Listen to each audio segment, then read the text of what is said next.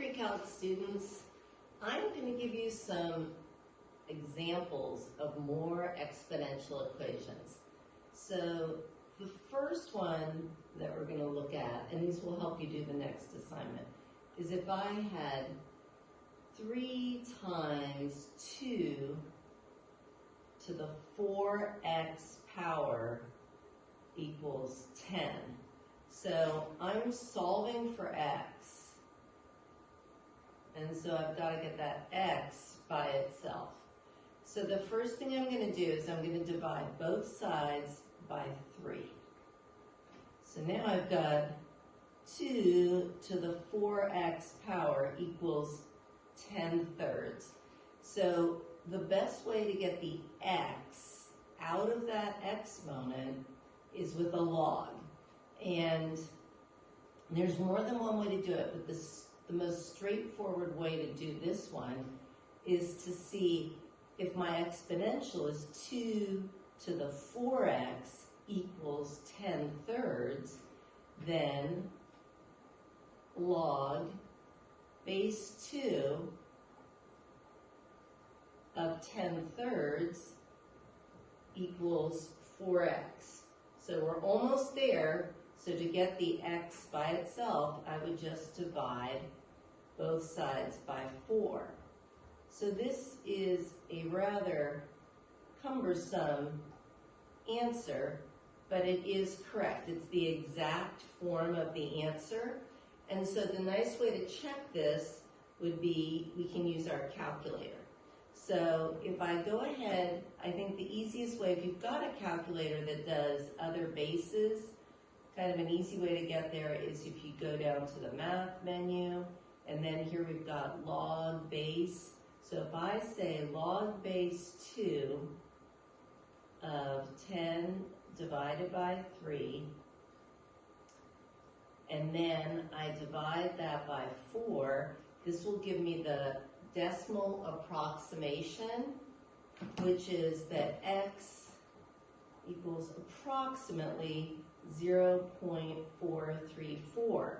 And you can put this back into your original equation and confirm you did it correctly. So if I go ahead and do that, the x was to be multiplied by 4, and then I say 2 raised to that power, and then I multiply that by 3, and I do get 10. So that's one type of problem, and there's more than one way to solve it, but we'll stick with that for now. Then the second type of problem that we're going to look at is, so just kind of take a minute, there's our first one. So the second one we're going to do is if you had something like 3 to the 2x minus 3 power equals 5 to the 1 minus x power. So this problem, I've got, I'm solving for x, and the problem is I've got my x's up in the exponents on both sides. And this one is a base 3, this is a base 5. So what we're going to do is we're going to take the log of both sides. You could do the common log, but most of the time, most math people take the natural log, so that's what I'm going to do. So I'm going to take the natural log of 3 to the 2x minus 3, and that's going to equal the natural log of the 5 to the 1 minus x, because it's okay to take the natural log of both sides. What this lets me do is bring these powers down as coefficients. So you're going to want to have those log rules handy, and they are also available like from last week if you wanted to print them if you didn't have your little green sheet. So, but that's where using those properties of logs.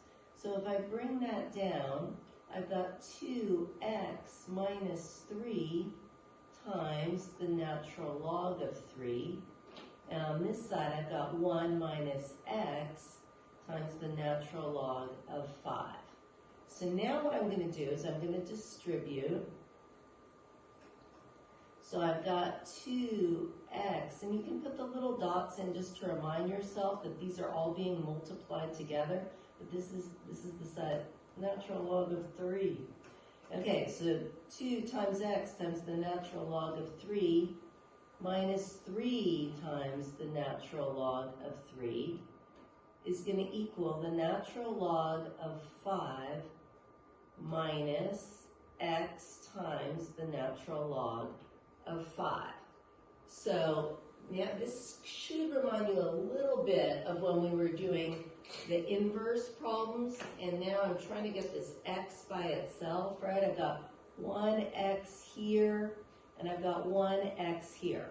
So kind of jumping ahead just with my strategy, I need to get the two x terms on the same side of the equation, and then I'm going to factor out the x.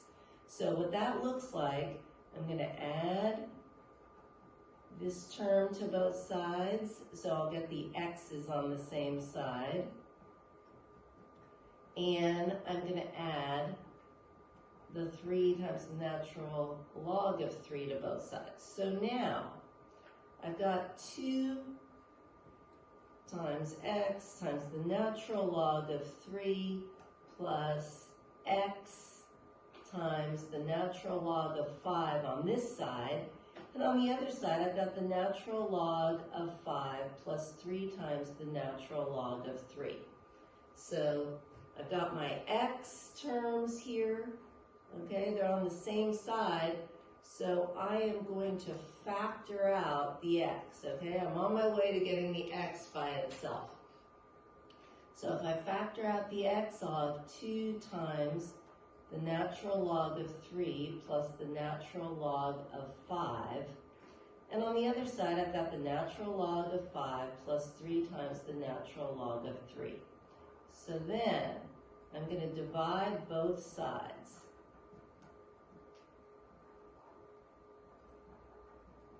And so, this is the exact form of your answer. The natural log of 5 plus 3 times the natural log of 3 divided by 2 times the natural log of 3 plus the natural log of 5. So we're going to stop here for a minute, but we'll pick it up again.